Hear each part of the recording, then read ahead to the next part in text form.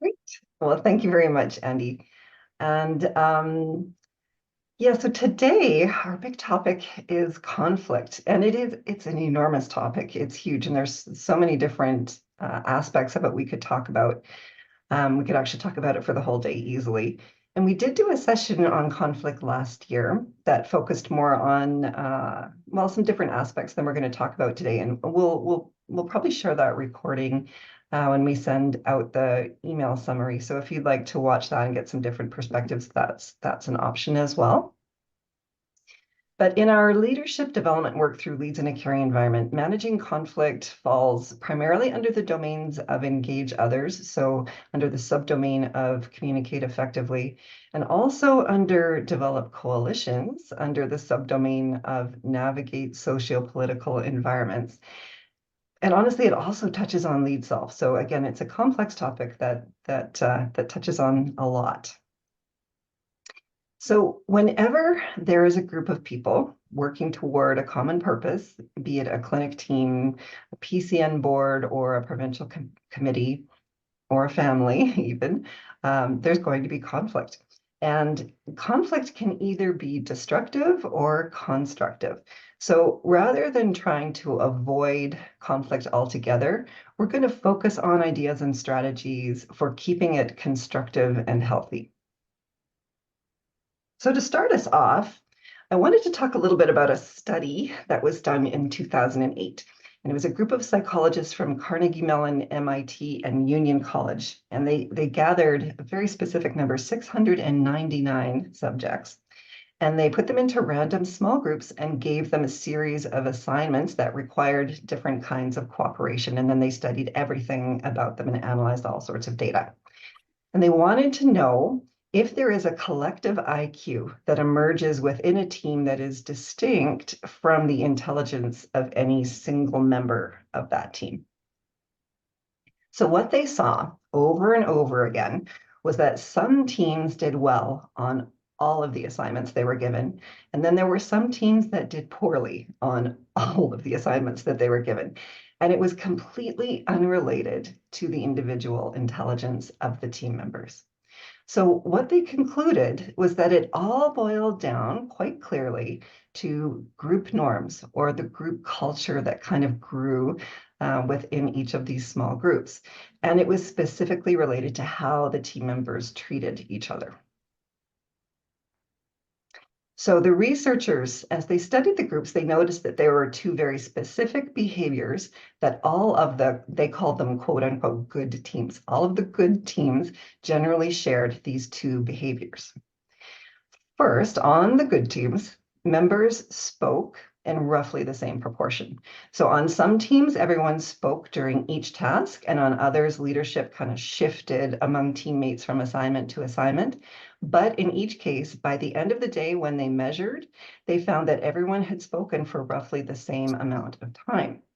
And the lead researcher was quoted as saying, as long as everyone got a chance to talk, the team did well. But if only one person or a small group spoke all the time, the collective intelligence declined.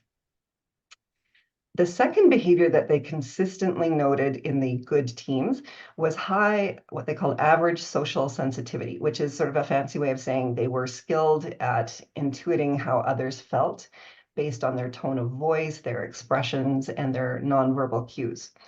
And when they tested all of the subjects using the reading the mind in the eyes test, I didn't know that was a thing, but apparently it is, people on the more successful teams scored above average. So they seemed to know when someone was feeling upset or left out. And people on the ineffective teams scored below average. And so they seemed as a group to have less sensitivity toward their colleagues. So both of these are important components of psychological safety, which has been shown repeatedly to be perhaps the most important factor in high-performing teams.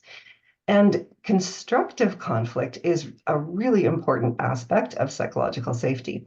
And in particular, when an individual can speak up and challenge the group's thinking without being afraid of being humiliated or punished in some way, teams do well. So how do we get there in the various clinic, board, and committee teams that we're on? And first, it helps to understand a little bit about how our brains are wired. Now, we've talked about this a few times and we're going to talk about it again, but with exciting new updated graphics for 2024. We're going to talk about our limbic system, which is strongly at play when it comes to conflict. And as a quick review, the limbic system is the primitive part of our brain where a threat is perceived. It's the center of emotion, and its goal is to keep us safe. And it houses the amygdala, which we often talk about in terms of amygdala hijack, when our survival mode is triggered. Our prefrontal cortex, on the other hand, is the center of higher level thinking, and it's where we regulate emotion and where we modulate the alarm bells that are raised by the amygdala. So our world may be completely different than the one that our ancestors experienced, but our brains are the same. And in our modern lives, the saber-toothed tiger that we would be considering a threat is typically more like a person now. And that perceived threat in our lives is more likely to be social. But our limbic brain still sees it as a life and death situation and sends us into survival mode by responding with fight, flight, freeze, or what some researchers are now calling fawn, which means saying or doing anything to get out of the threat situation. And when we're in this survival mode, we really can't think straight.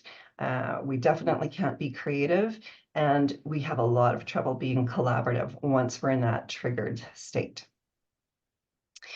We also previously talked about the 5 primordial fears that humans experience, and they're described on this feararchy. Conflict can easily trigger our primordial fears and throw us into that survival mode state. Now, in particular, the fear of ego death, which often looks like shame or humiliation, comes into play. Also, fear of separation, which is related to being rejected or abandoned or voted off the island. And then the fear of loss of autonomy also comes into play, which is about feeling restricted or controlled. So we can't always prevent primordial fear triggering in others, but being aware of it can help. And we can also work on avoiding being triggered ourselves. And that is all about engaging the prefrontal cortex at the very first sign of feeling any kind of trigger. And usually you notice that is your heart will start pounding or your palms sweating or you get a knot in your stomach. It's a little different for everybody. But as soon as you feel that, you can start engaging the prefrontal cortex. And that's all about being aware, noticing that you're feeling something and getting curious about it, almost like you're detaching from the emotion. So what am I feeling here? What am I reacting to? Is it real? Or is it maybe a story that I'm creating about the situation? The more often we can engage the prefrontal cortex, we start to create a neural pathway that makes it easier to avoid getting caught up in survival mode in the future.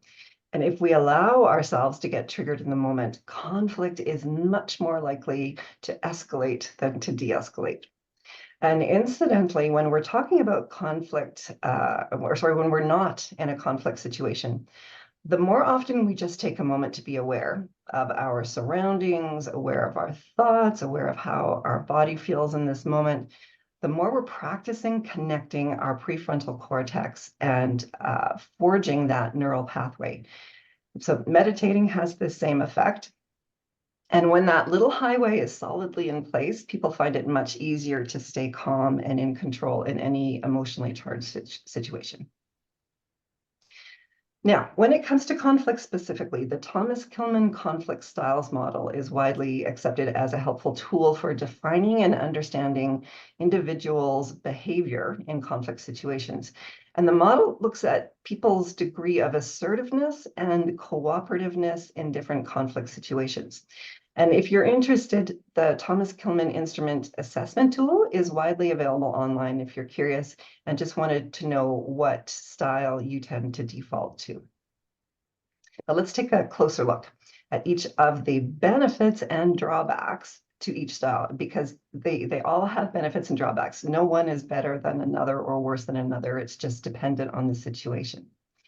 So if we look down in the unassertive and uncooperative corner, we have the avoiding person who stays calm and out of the fray, but issues go unmanaged and can become bigger problems, and sometimes they'll fester without being dealt with.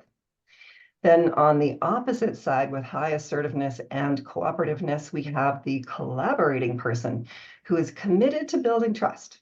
But this requires willing parties, and sometimes it can take a long time. Then we have accommodating, that is unassertive and cooperative, who aims for harmony and may accept blame, but might also end up being a doormat and resent the outcomes down the road. Opposite them is the competing person who is assertive and uncooperative, who confronts conflict quickly, but often has little regard for group harmony and relationships and can really escalate the emotions of the group. And then in the middle, we find the compromising person who looks for ways to meet in the middle, but this can result in suboptimal outcomes some of the time. And also sometimes there's some game playing to get there. So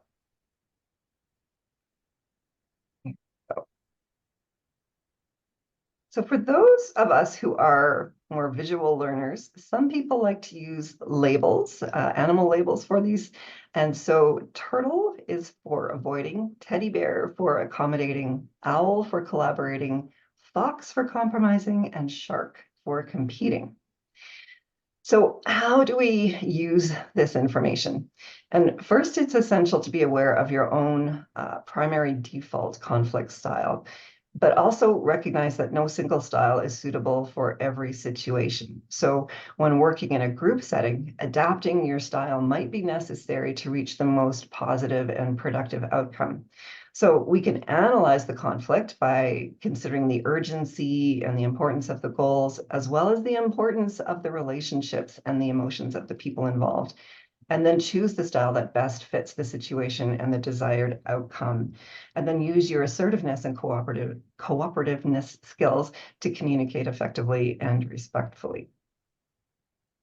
And it can also be a good idea to evaluate the results by either self-reflection or by asking others in the group about how you did and the approach that you used. And once you have this language in the group, it can really help. So for instance, like, was that too sharky? Or, we really need to hear from everyone on this topic. This is a no turtle zone today. Or we'll need to approach this topic like owls to make sure that the relationships are maintained. So again, the language can be helpful and take away that kind of personalized aspect of it.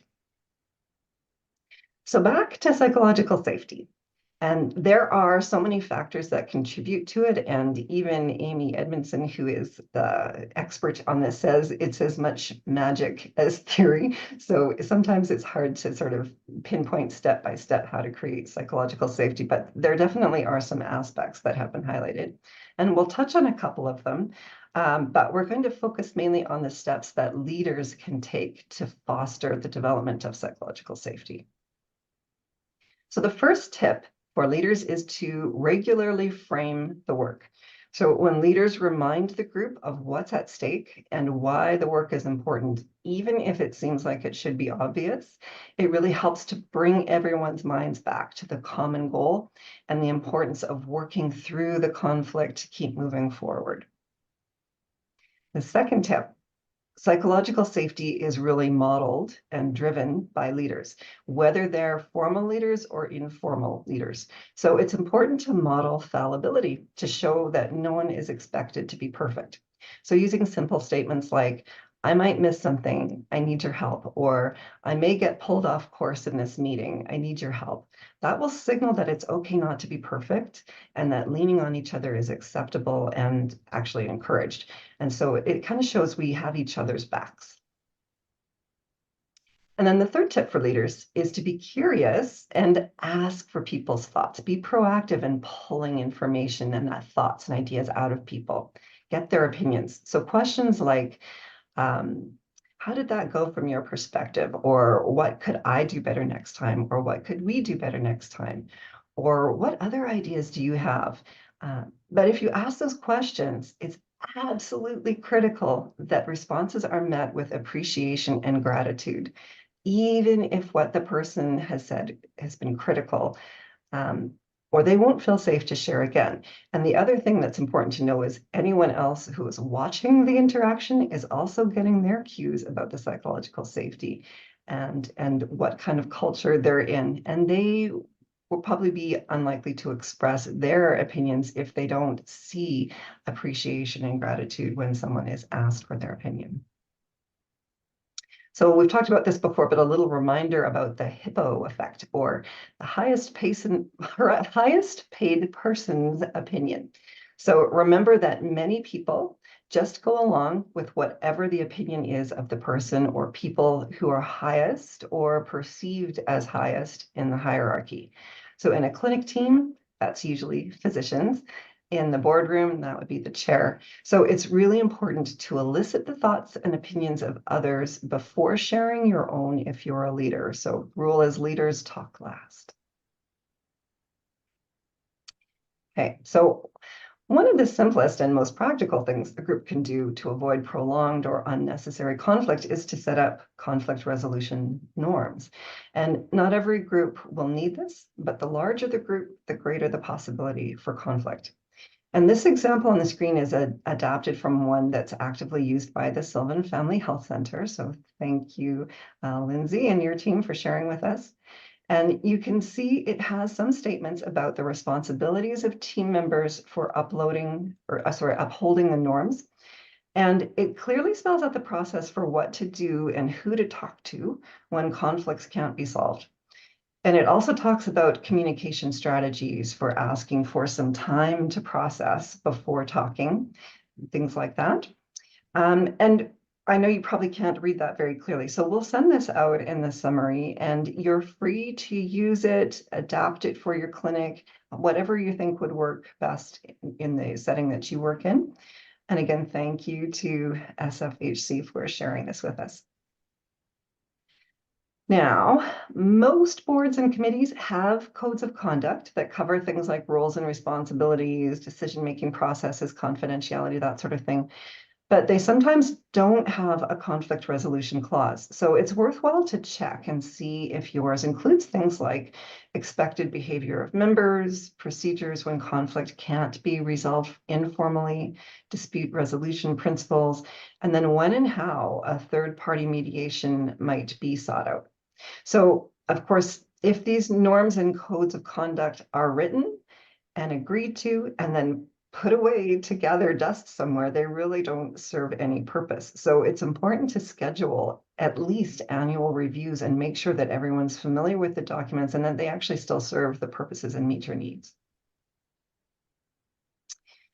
And if you don't have a document in place and you're interested in creating one, there's a fair amount of information out there, but Doctors of BC has a great tool to guide group governance agreements, and it has a section on working together in harmony that addresses things like managing conflict. So again, we'll send out the link to this in the summary notes if you're interested. Now, just before we move into breakout rooms, I wanted to introduce Dr. Amanda Brisebois. She's a physician and also an ICF certified wellness and executive coach who specializes in healthcare. And she has extensive training in conflict and negotiation, among, as you can see, other things. So I just wanted to ask Mandy if she would say hello and tell us about some potential future opportunities for learning more about managing conflict. Thank you, Michelle. There I am. Hi. Thank you very much for having me. Yes, I've been working as the physician advisor for the EZMSA for going on 2 years now, and became a mediator and conflict coach because as a leader, I didn't feel I was getting action. And so it's very interesting with leads. I actually look at conflict as achieving results and system change almost as the most important thing. And exactly what's been said here, Kim Kelly with Professional Affairs and I are going to be doing a little bit more in-depth way of actually solving conflict. So I have a process using mediation principles that you can actually use every time anytime you have conflict, and I'm talking unloading the dishwasher, all of these things, that you'll actually create these habits in your life, that you use that prefrontal cortex to ask questions openly, very similar to what Michelle has outlined here, but given you an added on process to that roadmap that you see that you can have in your clinic. Hey, be open, do this kind of thing. You can actually use a process so that you can work through conflict every time to come to solutions and get success. One of the big things physicians tell me is when they get into a conflict, it doesn't get resolved. So yeah, we'll be doing some great webinars on those sort of things. And I hope that you can all come, and love to hear your conversations here. I love the neurology of conflict. And what I always say to people is that conflict should be embraced. It actually will make our lives richer. If you can think of it as a interesting game. In coaching, we call it appreciative inquiry. You will actually move ahead very quickly when you reach conflict in your workplace or at home. Yeah, great. Well, thanks, Wendy. And we'll make sure to send out messaging to the Physician Champion Network to let you know when these sessions are happening. So if you're interested in going deeper into conflict, that will be your opportunity. Thank you very much. All right, so we're going to do our usual moving into our breakout room, and our discussion questions today, pretty open-ended. So what are your tips or strategies for managing conflict? If you have any stories to share with your peers, that would be really helpful. And then in the various group settings where you're involved, what have you noticed about culture and psychological safety, and what impact does it have on the group's effectiveness? We had a great discussion in the main room here, and so we're very curious to hear some highlights of what the discussions were about in the rooms, in the breakout rooms. So for Edmonton Zone, can you share a couple of the highlights or aha moments or something that really stood out from your discussion? Yeah, we talked about how important relationship building is in dealing with conflict. The better you know the other people, you might understand their style of dealing with conflict better.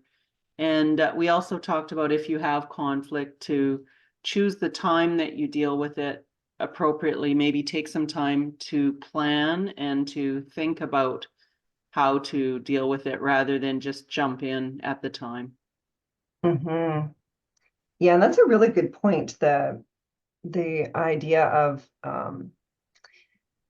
getting to know people, and we often think that when we come to work, we kind of check our emotions at the door, but the fact of the matter is we're human beings no matter where we are, and we do bring our emotions to work.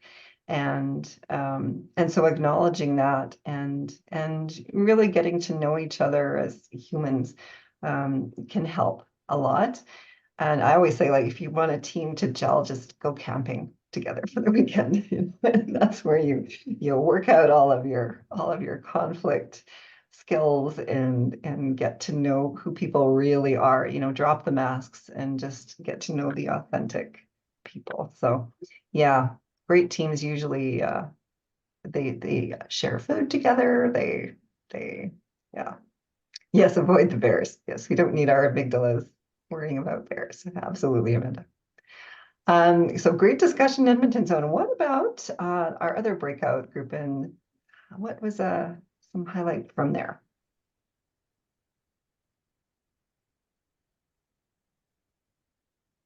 As our spokesperson. I can speak for our group.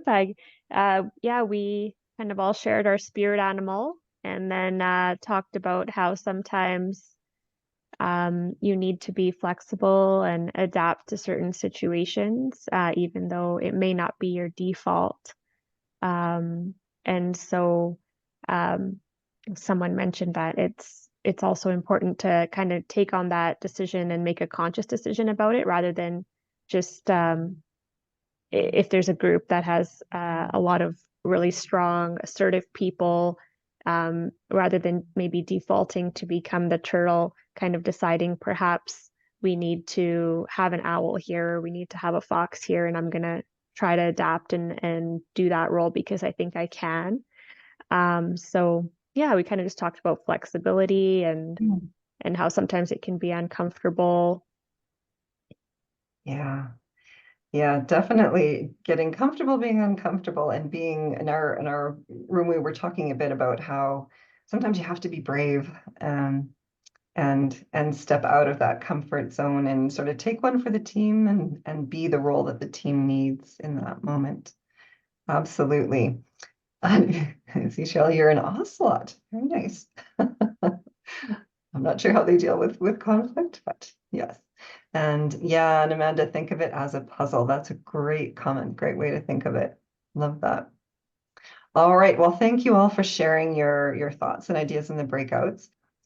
And then this next new session will be on February 28th. That's the Wednesday morning. And then it'll be offered again on March 14th, which I think is another Thursday evening.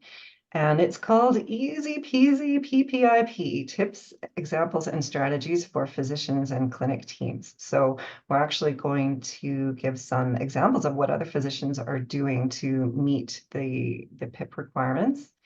And again, we'll send out the summary email with the video from the theory portion of our session today. And thank you everyone for joining us. And there's 3 minutes back in your schedule. So we'll see you next time, and Happy New Year, everyone.